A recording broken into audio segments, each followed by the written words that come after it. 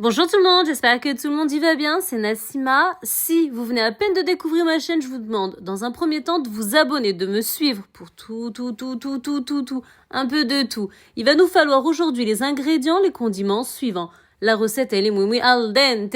Je sais pas, j'étais sur mon portable comme ça, je me dis, ah mais ça t'as pas posté, mais ça... Bon, j'avais fait des roulés il y a à peu près 3 semaines, un mois, et puis je voulais simplement poster la génoise et j'ai oublié. Alors, la recette, vous avez quoi? 4 œufs. Donc, moi, ce jour-là, j'avais fait 2 roulés. Voilà. Donc, vous allez voir 2 roulés. Mais vous prenez uniquement la recette de la génoise. Ça vous suffit amplement et c'est ce qu'il faut. 4 œufs. Il va nous falloir pour cette recette de l'arôme vanille. Prenez de l'arôme vanille de qualité. Même de la pâte d'arôme vanille, c'est muy al dente.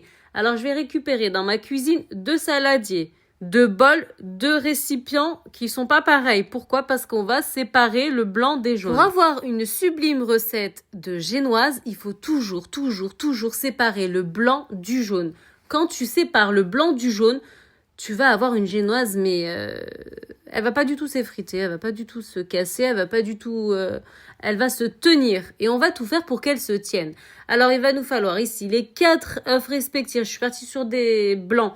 Pourquoi? Parce que c'est plus crémeux. On met le blanc là et puis on met le jaune là. Vous me voyez faire et ensuite on va venir y incorporer. Quand vous cassez vos œufs, si vous voyez que par exemple quand vous avez cassé votre œuf, que la coquille, vous sentez qu'elle glisse de votre main, c'est pas grave, vous la mettez sur le côté et vous jouez avec vos doigts pour que uniquement le blanc passe et pas le jaune.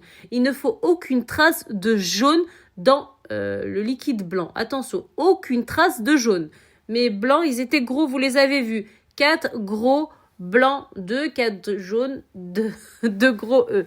Alors, l'arôme vanille, moi je prends toujours celui-là, il est al dente. Vous me la remplissez, la cuillère bien bombée, la cuillère à café d'arôme vanille. Il faut vraiment l'arôme vanille soit vraiment présent.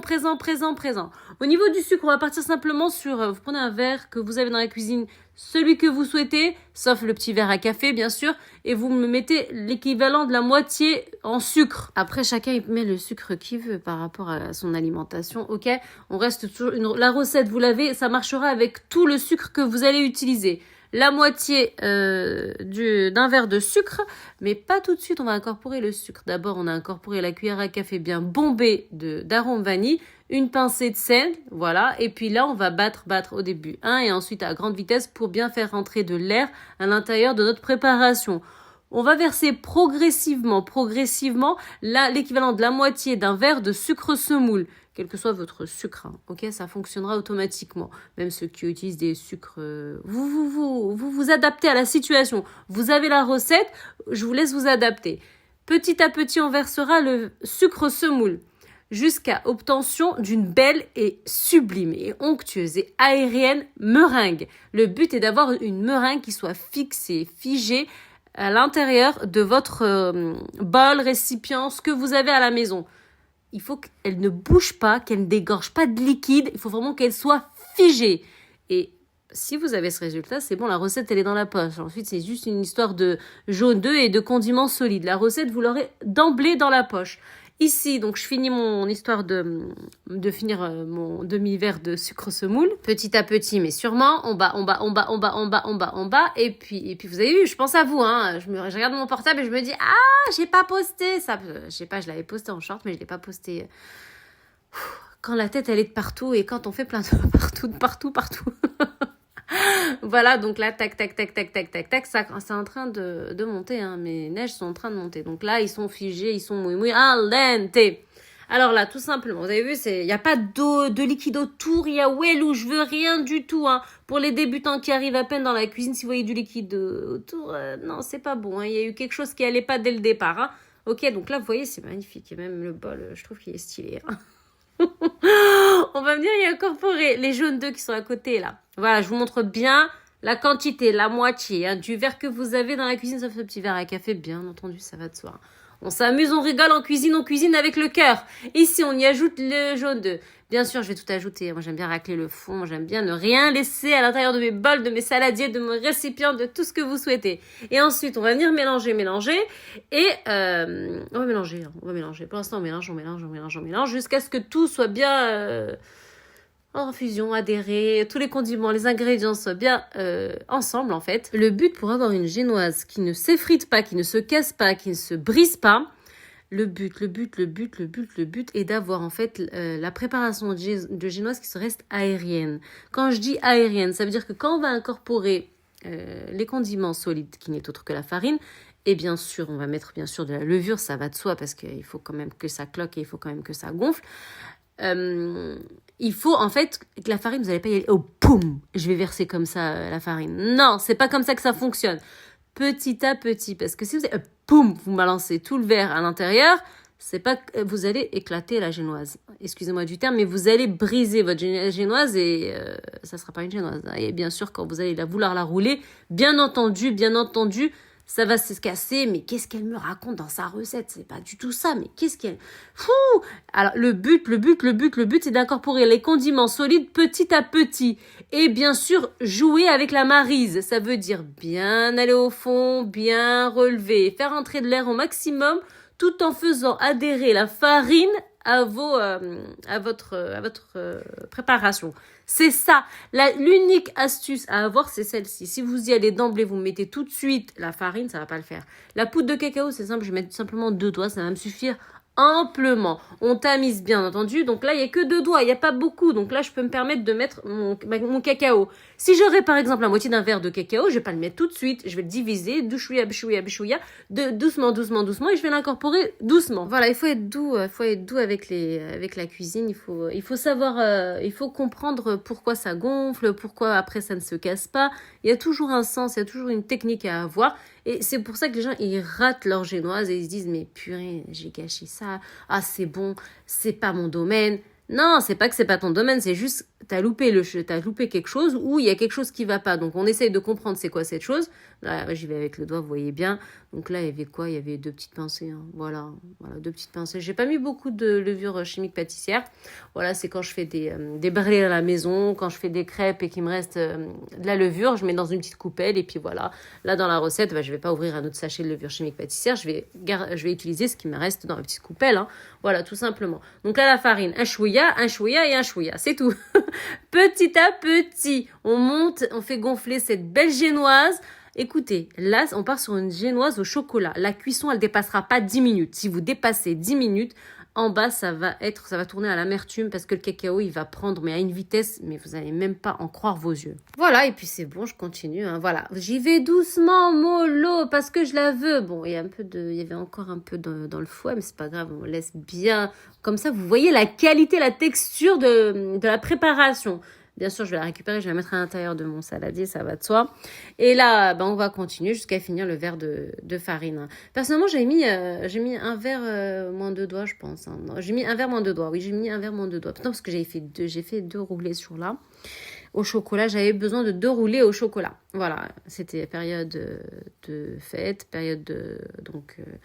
on avait besoin de rouler, on avait besoin de plein de choses, donc j'avais fait et puis j'ai oublié sur mon portable. Pourquoi? Parce que je vous l'avais posté en short, mais pas en recette. Voilà. Et vu actuellement, je suis sur action. Voilà, donc là, je touille, je mélange délicatement, jusqu'à obtenir ma préparation. Voilà, ce qui me reste à côté, ça va passer également dans le saladier. Je vais mélanger également. Alors, si vous la voulez plus foncée, si vous la voulez encore plus foncée, la préparation, bien sûr, vous incorporez du gel alimentaire, les petites poudres alimentaires qu'on met dans les macarons, bien entendu, hein, bien sûr. Hein.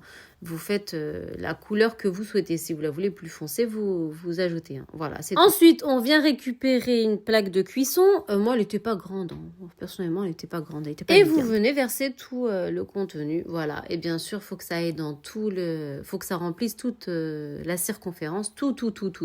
Donc, vous allez vous amuser à jouer à droite, à gauche, avec la plaque de cuisson ou avec votre moule pour que ça gagne toute la surface.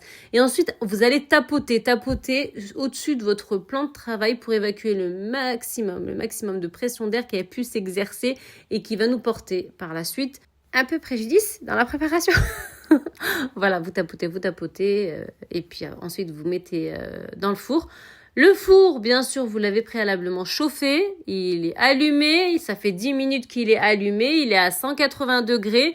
Vous la postez immédiatement, elle va directement gonfler d'un coup, 10 minutes, pas plus, et vous me la sortez. Et normalement, tout est bon. Voilà, moi j'avais fait 2 roulés ce jour-là. Vous faites la garniture que vous souhaitez. Bien sûr, quand vous allez la sortir du four, tout de suite, il faudra poser le papier cuisson. Donc là, les moumi al dente. Quand vous la sortez du four, tout de suite, vous la roulez. Tout de suite, vous attendez pas, sinon c'est pas dans la poche. Vous mettez papier cuisson par-dessus et vous roulez. Vous me la roulez. Et puis c'est bon. Voilà, vous me la roulez fermement. Voilà. Donc, je vous en ferai une, bien sûr, sans chocolat et avec tout le montage et tout. Donc, là, pour préparer la poudre de chantilly, le seau, c'est bon. Soit on incorpore toute la préparation à l'intérieur du seau pour conserver la préparation, vu que moi, j'avais pas besoin de beaucoup de quantité puisque je n'ai pas fonctionné qu'avec la poudre de chantilly pour monter ce roulé. Donc, je m'en suis servi pour conserver aussi le reste de ma poudre. Si vous allez utiliser tout, bien sûr, la préparation, vous mettez toute la poudre et vous ajoutez un verre et demi d'eau à température so fresh et vous montez tout à l'intérieur du seau. C'est pas la peine de prendre un autre saladier. C'est pratique, les seaux d'Al Morjan, ils sont vraiment pratiques pour tout usage. Et je pense que c'est fait exprès. Voilà. Donc là, je vais prendre simplement un verre, voilà. Même moi, j'ai pris un verre moins de 2 doigts. Voilà, pour cette recette, moi, j'avais pas beaucoup utilisé la poudre de chantilly. Et ensuite, vous battez tout ça jusqu'à ce que ça soit bien fiché et vous avez une belle crème chantilly. Voilà, c'est tout. Là, cacao, pour monter la génoise, j'ai utilisé du poulain. Voilà, vous avez tout en direct. Ensuite, pour la génoise, bien entendu, vous utilisez le sirop que vous souhaitez il faut d'abord l'imprégner de sirop avant de mettre la crème chantilly et puis après vous mettez ce que vous souhaitez à l'intérieur et bien sûr à l'extérieur pareillement. Donc là elle sort du four automatiquement, on va tout de suite poser le papier cuisson et on va venir la rouler immédiatement et même j'ai mis papier aluminium et j'ai laissé poser 30 minutes. Ensuite j'ai tout enlevé, je l'ai déroulé et c'était moui al dente. Pour une génoise facile à réaliser, une génoise, la recette du premier coup, même le débutant, il y arrive, c'est celle-ci, c'est rien d'autre. Je vous donne rendez-vous bientôt pour une recette ou pour un vlog ou pour autre chose ou pour... À bientôt. Assalamu alaikum.